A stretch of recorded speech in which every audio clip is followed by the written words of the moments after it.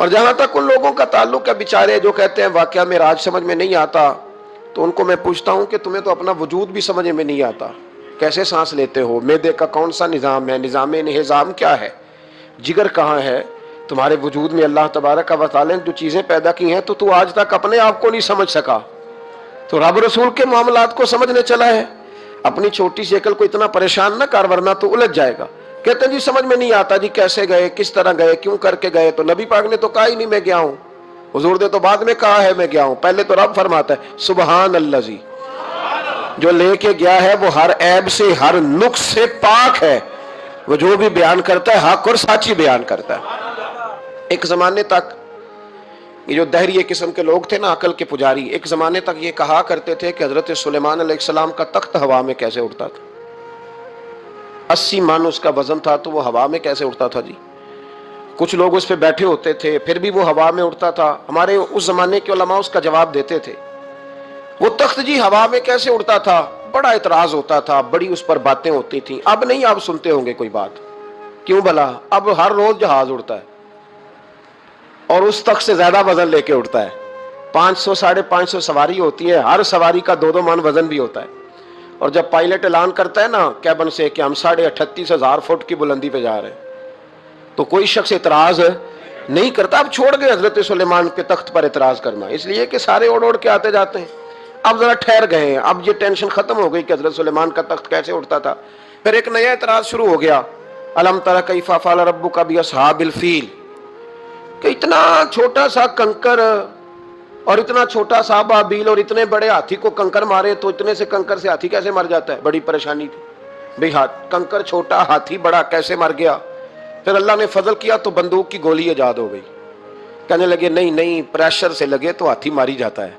اب اس کے بعد دوبارہ اس بات پر اعتراض نہیں کرتے۔ پہلے کہتے تھے کہ انسان کیسے جاتا ہے، کیوں کر جا سکتا ہے، ممکن کیسے ہے، یہ مطلب کیسے ہو گیا، معراج کیسے ہوئی؟ تو پھر ایک بندہ چاند سے تو ہو آیا ہے، اور جس نے وہ بندہ چاند پہ اتارا ہے اس نے کہا ہے کہ یہ آخری منزل نہیں، اس سے آگے بھی انسان جا سکتا ہے۔ تو میرے مصطفیٰ کریم نے فرمایا تم تو اب جانے کی باتیں کرتے ہو نا، جہاں تک میں ہوں آیا ہوں تم سوچ بھی نہیں سکتے۔ کوئی رہ فلک اتے یار گیا، کوئی جا سدراتے ہار گیا، ایک کالیاں زلفاں والا سی جڑا لنگ عرشاں تو بھی پار گیا۔ فرمایا تم نہیں نہ جا سکتے، تم کچی باتیں، کمزور باتیں۔ اور ایک اور بات میں آپ کو عرض کروں، نبی کریم علیہ السلام کے لیے یہ کام اتنا مشکل نہیں تھا جتنا قوم سمجھتی ہے نا۔ وہ ہمارے اپنے کچھ نادان دوست ہیں، اپنی عقل چھوٹی ہوتی ہے تو وہ اس عقل میں کیا کیا آئے گا، اتنی کچھ چیز ہوتی ہے اس میں اتنا ہی سامان آتا ہے نا۔ اپنی عقل چھوٹی ہوتی ہے تو بجائے اس کے کہ وہ ایمان لے آئیں اللہ کی حکمتوں پر، وہ عقل کے ترازو پر چھوٹی سی عقل کو پریشان کرتے ہیں، چھوٹا سا دماغ ہوتا ہے، ہر وقت ٹینشن میں رہتے ہیں، وہ جی کیسے گئے، کس طرح کر کے گئے۔ تو میں کہتا ہوں نبی کریم کے لیے یہ مسئلہ ہی کوئی نہیں، حضور کے لیے یہ کوئی مسئلہ۔ حضور فرماتے ہیں میں تو اس وقت بھی نبی تھا، یہ ترمذی میں ہے، ترمذی ہے، سیاستہ کی حدیث ہے، یہ سمجھیں گے دین ہے، یہ عقیدہ ہے، اس کو سمجھا کریں۔ فرمایا میں تو اس وقت بھی نبی تھا جب آدم علیہ السلام کی مٹی گوندی جا رہی تھی، تو محبوب تو پہلے بھی ان سارے نظاروں کو جانتے ہیں، ہر چیز حضور کی نظر میں ہے، اور اس کے بعد بھی اس کے بعد کا جو ماحول ہے وہ بھی انوکھا ہے۔ بدر میں ایک عورت کا بچہ شہید ہو گیا، سیاستہ میں حدیث ہے، حضور کی بارگاہ میں آئی، نبی کریم منبر پہ بیٹھے ہیں، آ کے عرض کرنے لگے یا رسول اللہ صلی اللہ علیہ وسلم میرا بیٹا جہاد میں شہید ہو گیا، مجھے بتائیں وہ کہاں ہے، اگر جہنم میں ہے تو میں روں گی، آہوزاری کروں گی، اگر جنت میں ہے تو میں شکر ادا کروں۔ حضور بتائیں، تو جنت دوزخ کا معاملہ تو قیامت کے بعد ہے، یہ تو دور کی بات ہے۔ مدینے میں بیٹھ کر مسجد نبی میں بیٹھ کر بی بی نے سوال کر دیا، حضور نے نہیں فرمایا کہ بی بی یہ تو قیامت میں پتہ چلے گا نا، حضور بیٹا کہاں ہے؟ حضور نے یوں نظر اٹھائی، فرمایا بی بی جنتیں ہیں 8، جو سب سے اعلیٰ جنت ہے نا وہ اللہ نے تیرے بیٹے کو عطا فرمایا، سب سے اعلیٰ جنت میں ہے تیرا بیٹا۔ مرحوم اعظم چشتی نے ایک جملہ کہا تو انہوں نے کمال کر دی، کہنے لگے ایسا کوئی محبوب کہیں ہوگا نہ کہیں ہے، بیٹھا ہے چٹائی پہ مگر عرش نشی ہے۔ اور ایک جملہ اتنا شاندار ہے، اتنا شاندار ہے کہ میں جب پڑھتا ہوں تو میں مرحوم کے لیے دعا کرتا ہوں۔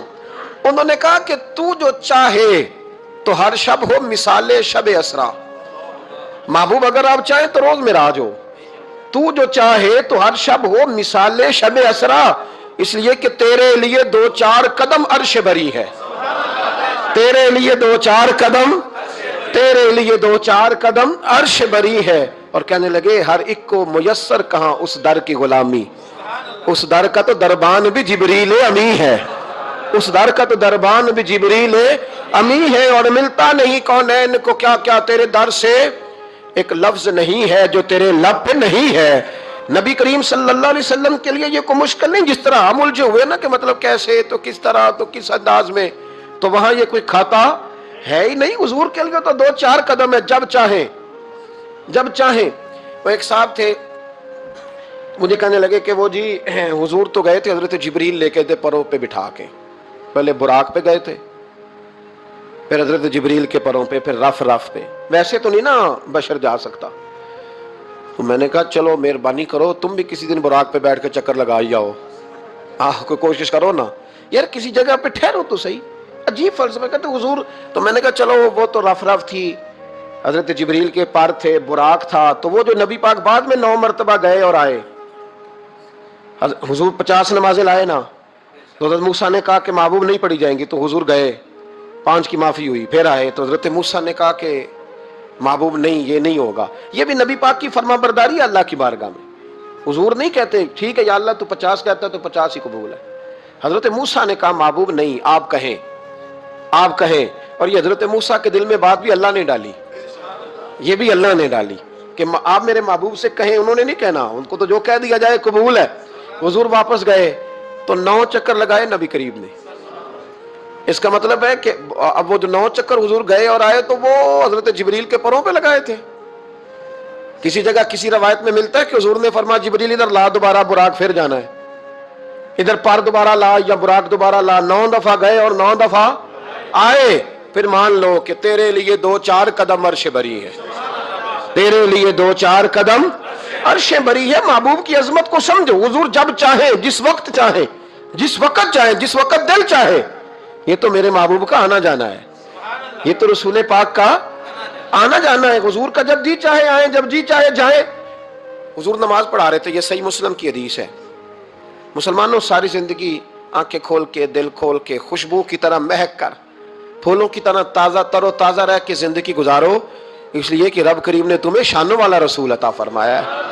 طبیعتیں ٹھنڈی رکھو، مزاجوں میں سکون رکھو، خوش ہو جایا کریں حضور کا. آپ یقین کریں کسی جگہ محفل میلاد لکھا ہوتا ہے تو طبیعت ٹھنڈی ہو جاتی کہ یہاں میرے نبی کی نعتیں پڑھی جائیں گی. کسی جگہ محفل معراج لکھا ہوتا ہے تو طبیعت ٹھنڈی ہو جاتی ہے، یہاں حضور کا ذکر ہوگا. یہ نا اپنے دل میں شوق پیدا کریں. جو لوگ کہتے ہیں نا بڑے دکھ ہیں، تو حضور کی نعت سن کے راضی ہونا سیکھیں، اللہ انہیں سکھ عطا فرمائے گا. جو کہتے ہیں بڑے پریشان رہتے ہیں تو وہ حضور کے درود و سلام سے راضی ہونا سیکھیں، اللہ سکون عطا فرمائے گا. سنگیو یاد رکھو، جو کہتے ہیں کہ دل بے قرار رہتا ہے، اپنے دل کو حضور کی تعریف سے جوڑ لے، رب تیرے دل کو سکون عطا فرمائے گا. خوش ہونا سیکھیں حضور کا نام سن کے، ٹھنڈا ہونا سیکھیں، طبیعتوں کو کلیجوں کو ٹھنڈا کرنا سیکھیں، اللہ راحت عطا فرمائے گا. لیکن اگر بحث ہی بحث کرنی ہے تو کیسے جی، کس طرح جی، کس حال میں. میں بڑی تنقید کرتا ہوں پیسے لینے والوں، طے کرنے والوں پر، کئی دفعہ تکلیف بھی بڑی ہوتی ہے. ایک بندہ بڑی پیاری نعت پڑھ رہا تھا، بڑی پیاری، میں بھی سٹیج پہ موجود تھا. تو ایک صاحب سے میں نے کہا کہ یار آج تو مزہ آ گیا، کلام سننے کا لطف آ گیا. تو کہنے لگا اس نے 40,000 بھی لیا ہم سے. تو میں نے کہا یار ٹھیک ہے، اگر اس نے لے ہی لیا ہے نا تو تمہیں بحث کرنے کی کیا ضرورت ہے. جتنی اچھی وہ نعت پڑھ رہا ہے نا، میرے خیال میں 40,000 بھی تھوڑا ہے، اس کو زیادہ دینے چاہیے. اور اگر اس نے لے لیے، اب دے دیے، تو اب بحث کرنے کی کیا ضرورت ہے. اب تو مزہ لینا چاہیے کہ میرے نبی کا ذکر کر رہا ہے. وہ جو لے دے رہا ہے وہ اللہ اس سے حساب لے لے گا نا خود ہی قیامت میں. یہ ہم بھی شکوہ کرتے ہیں، سمجھانے کی کوشش کرتے ہیں، لیکن ان شکووں میں آ کے ہم نے نعت تو نہیں نہ چھوڑ دینی، حضور کا ذکر تو نہیں نہ چھوڑ دینا. اب اس کے نیچے آ کے وہ اپنا ذائقہ لینا. تو میں نے پہلے بھی آپ کو بتایا تھا، پھر بتاتا ہوں. میں مسجد نبوی شریف میں نا سلام کرنے کے لیے حاضر ہوا. اب تو میرے جیسے بندوں کو نقاب کر کے جانا پڑتا ہے نا. اس وقت ذرا جلدی چلے جایا کرتے تھے، موقع مل جاتا تھا. تو میں نا بابو سلام سے داخل ہوا تو ایک بابا جی بڑے سادے سے، پگڑی بھی سادی، طبیعت بھی سادی، تو اپنی موج میں وہ جا رہے ہیں. مواجہ شریف پہ حاضر ہوئے تو اس نے کہا چل حاجی نکل. دھکے دیتے ہیں نا، ان کی موج ہے، وہ دھکے دے رہے. تو بابا بڑا راضی ہے، یعنی طبیعت بتاتی ہے جس نے راضی رہنا ہوتا ہے، جس کا دل کرتا ہے راضی رہنے کو، اللہ توفیق بھی دے ہی دیتا ہے. اور کچھ بیچارے دنیا میں آئی پریشان رہنے کے لیے، ان کا پروگرام ہی نہیں خوش ہونے کا، اللہ ماشاء اللہ. ان کو بڑی ٹینشن ہوتی ہے، ادھر سے بھی ٹینشن، ادھر سے بھی ٹینشن. کوئی ہنس کے ملا تب بھی ٹینشن، نہ ہنس کے ملا تب بھی ٹینشن، پریشان ہی رہتے ہیں، مزاج بن جاتا ہے. بابا جی بڑے فریش تھے، بڑی طبیعت ٹھنڈی، اس نے دھکے دیے کہ چل آجی اللہ. تو بابا پتہ کیا کہتے تیری خیر ہوئے پہرے دارا، اے روزے دی جالی چوم لین دے. تو وہ کہتے چل نکل، کہتا تیری خیر ہوئے پہرے دارا، روزے دی جالی چوم لین. میں نے اس بابا جی سے بڑی تربیت لی، میں جب بھی ان کو یاد کرتا ہوں میرا دل بڑا ٹھنڈا ہوتا ہے. وہ پھر اس نے تیسرا دھکا دیا، چل نکل. پاپا پھر کہتا تیری خیر ہوئے پہرے دارا، روزے دی جالی. اور وہ بندہ بالکل عربی نسل تھا جو دھکے دے رہا تھا. باہر نکلے، مجھے بھی دھکا دیا بابا جی کو، ہم باہر نکلے تو میں کیا بابا جی انہوں کو تو تہاڈی بھی سمجھ آندی سی. کہندا پتر مینوں بھی پتہ ہے، میں تے اپنا رانجھا پہ راضی کردا سا، اور مینوں پتہ ہے انہوں نہیں سمجھ آ رہی، مینوں پتہ ہے انہوں کی پتہ میں تے پنجابی چ لگا اپنا. تو بھئی جس نے رانجھا راضی کرنا ہے نا، اس نے رانجھا راضی کر ہی لینا ہے. میں نے ایسے لوگ بھی دیکھے ہیں جو چھوٹے سے بچے کو کھڑا کر کہتے ہیں بیٹے مولا صلی اللہ علیہ وسلم آتا ہے، چل سنا میرا پتر. وہ بچے نے اس کو قصیدہ سنایا تو بابا جی 10 روپے دے کے اپنا رانجھا راضی کر کے نکل گئے. جس نے اعتراض کرنا ہے وہ سارا دن اسی چکر میں پڑا ہوا ہے، 50 لیا ہے، 40 لیندے. او بھائی تو جو لیتا ہے نا تو اس کو جان چھوڑ. تو یہ دیکھ کے تیرے محبوب کا ذکر کرتا ہے نا، تو رسول اللہ کی بات سن. اب سننا تو انہی سے ہے نا. ہم دعا کرتے ہیں اللہ انہیں بھی توفیق ہدایت عطا کرے کہ پیسے لینے والے سیانے ہو جائیں. اور سارے لیتے بھی نہیں، تو ان سے سن لیا کر جو نہیں لیتے. سن تو صحیح نا، اپنا رنجا تو راضی کرنا، شوق تو بیدار کر، طبیعت میں ٹھنڈک تو پیدا کر. میرے رسول کریم علیہ السلام کی جو شانیں ہیں، حضور کی جو رفعتیں ہیں، نبی پاک کی جو بلندیاں ہیں، رسول پاک کی جو حضور کو اللہ نے اکرام دیا ہے، وہ گلاب کی طرح طبیعت کو مہکا دیتا ہے. جب ہم چیزیں پڑھتے ہیں تو طبیعت ٹھنڈی ہو جاتی. ہمارے حضرت صاحب کا طریقہ تھا، کوئی حضور کی شان والی روایت پڑھتے نا تو رات کو کتاب پہ نشانی لگا لیتے، اور صبح نا وہ کتاب پکڑی ہوتی تو وہ کہتے ادھر آ بھائی یہ دیکھ کیا لکھا ہے قاضی ایاز صاحب نے، یہ دیکھو کیا لکھا ہے کہ نبی کریم علیہ السلام نے فرمایا اللہ تعالیٰ قیامت کے دن میری سفارش پڑھنا 70,000 امتیوں کو بغیر حساب کتاب ہی جنت میں داخل کر دے. یعنی ان سے کھڑا کر کے پوچھے گا بھی کوئی نہیں کہ کیا 70,000 بغیر حساب کتاب. یہ دیکھو کتنی شان والی بات. تو وہ ٹھنڈا کرنا چاہتے تھے نا اپنے دل کو، تو ان کے دل ٹھنڈے ہو جاتے تھے. ایک بات سننا تو طبیعت پھولوں کی طرح مہک جاتی. ایک حدیث پڑھتے تھے تو اسی کے سکون میں رات کو سو جاتے تھے. پروگرام بنائے کہ حضور کی جب تعریف ہو، جب موقع تو پھر طبیعت ٹھنڈی ہو. سنیں میں نے کہا 2-4 قدم عرش بری ہے. نبی کریم علیہ السلام نماز پڑھا رہے تھے، زور کی نماز تھی یا عصر کی نماز تھی، صحیح مسلم میں موجود ہے. حضرت ابو ہریرہ فرماتے ہیں نماز پڑھاتے پڑھاتے نبی پاک نے قدم آگے کیا. نماز پڑھاتے پڑھاتے قدم آگے کیا اور یوں ہاتھ اٹھایا پھر واپس کر لیا. اب نماز پڑھ کے نا تو سلام پھیرا تو صحابہ عرض کرنے لگے یا رسول اللہ صلی اللہ علیہ وسلم وہ نماز میں پیر بھی آگے کیا تو ہاتھ بھی اٹھایا، تو وجہ کیا تھی؟ اب پہلا سوال تو یہ ہے کہ آپ لوگ نماز پڑھ رہے تھے یا حضور کو دیکھ رہے تھے؟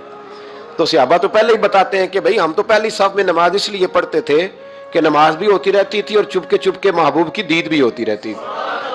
حضور سے پوچھا یا رسول اللہ وہ نماز پڑھتے پڑھتے قدم آگے بڑھایا آپ نے تو پھر پیچھے کر لیا کیا تھا، اور ہاتھ اٹھایا تو پھر آپ نے نیچے کر لیا؟ تو نبی کریم فرمانے لگے نماز پڑھاتے پڑھاتے جب میں نے کہا نا سمی اللہ لمن حمیدہ، اچانک میری نظر اٹھی تو جنت میں چلی گئی. نظر اٹھی تو جنت میں، تیرے لیے 2-4 قدم عرش بری ہے. تو محبوب فرماتے ہیں جب میری اوپر نظر گئی نا تو میں نے دیکھا کہ انگوروں کا ایک خوشہ لٹک رہا ہے جنت میں. تو میں نے ہاتھ بڑھایا کہ توڑ لوں. حضور کھڑے ہیں مسجد نبوی میں اور فرماتے ہیں کہ میں یہاں کھڑے ہو کے ہاتھ اونچا کروں تو میرا جنت تک پہنچ جاتا ہے. فرمایا میرا ارادہ ہوا کہ وہ خوشہ جنت کا توڑ لوں، اور ذرا میں نے پیر آگے بڑھایا ہی تھا تو میرے دل میں خیال آیا کہ جنت راز ہے تو راز ہی رہنی چاہیے. یہ راز کھل گیا تو مزہ نہیں آئے گا.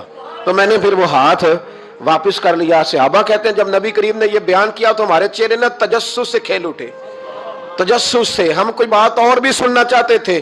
تو محبوب فرمانے لگے اگر میں وہ خوشہ توڑ کے لے آتا اور تمہیں دے دیتا تم قیامت تک بھی کھاتے رہتے تو تم سے ختم نہیں ہونا تھا.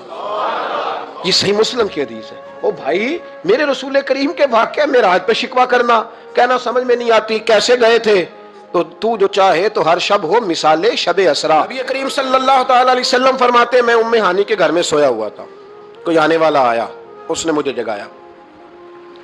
اور جو لفظ ہیں حدیث میں بڑے شاندار ہیں. محبوب فرمانے لگے جبریل امین کہنے لگے یا رسول اللہ چلیے رب آپ کی ملاقات کا شوق رکھتا ہے.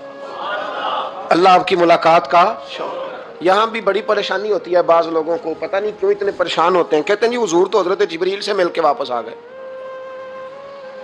حضرت जिबरील से मिल के ना नबी करीम वापस आ गए। मुझे इस बात की समझ नहीं आती कि अगर हुजूर अल्लाह से मिल लें तो किसी बंदे का इसमें नुकसान क्या है? कोई क्या मतलब टेंशन किस बात की है? इतनी परेशानी, इतनी इतनी मोटी किताबें लिख दी कि नबी पाक ने अल्लाह को नहीं देखा, हजरत जिबरील से मुलाकात करके हुजूर वापस आ गए। यानी मैं समझना चाहता हूँ, मेरी समझ में आया नहीं, मैंने बड़ी अकल दौड़ाई है कि अगर हुजूर अल्लाह को मिल लें, मुलाकात हो जाए, कुरान कहता है वजूह यौमइज़िन नादिरा इला रब्बिहा नाज़िरा, क़यामत के दिन चेहरे चमकेंगे इसलिए कि अपने रब का दीदार करेंगे। मैं भी करूंगा इंशाअल्लाह, आप भी करेंगे। कहा चेहरे चमकेंगे इसलिए कि मोमिन अपने रब का दीदार। ओ मेरे भाई, अगर हर मोमिन दीदार कर सकता है और कुरान कहता है नबी करीम अलैहिस्सलाम अगर अल्लाह करीम का दीदार करके वापस आए, तो इतनी ज्यादा परेशानी अल्लामा साहब को, शेख को इतनी टेंशन, इतने ज्यादा वो आवाजार हुए को इतनी मोटी किताब लिख दी और इधर से दलील लाए खींच के, उधर से दलील लाए। अल्लाह का तो इदराक ही कोई नहीं कर सकता, देख ही कोई नहीं सकता, मुमकिन ही नहीं था। हुजूर तो गए थे जिबरील से मिलने। तो मैंने कहा आपको गलती लग गई, वो इसलिए कि शेख मुहक्किक शाह अब्दुल हक साहब मुहद्दिस देलवी रहमतुल्लाह लिखा है कि किसी नबी के पास हजरत जिबरील सिर्फ 11 मरतबा है और किसी पैगंबर के पास 21 मरतबा है, किसी के पास 30 मरतबा है और नबी करीम अलैहिस्सलाम की बारगाह में हजरत जिबरील अमीन ने 24,000 मरतबा हाजिरी दी है। 24,000 मरतबा, 24,000 मरतबा है हजरत जिबरील। तो हजरत जिबरील तो रोज सवेरे यहां होते थे, उनको मिलने जाने के लिए इतनी मेहनत करने की क्या जरूरत? वो तो रोज खड़े होते थे।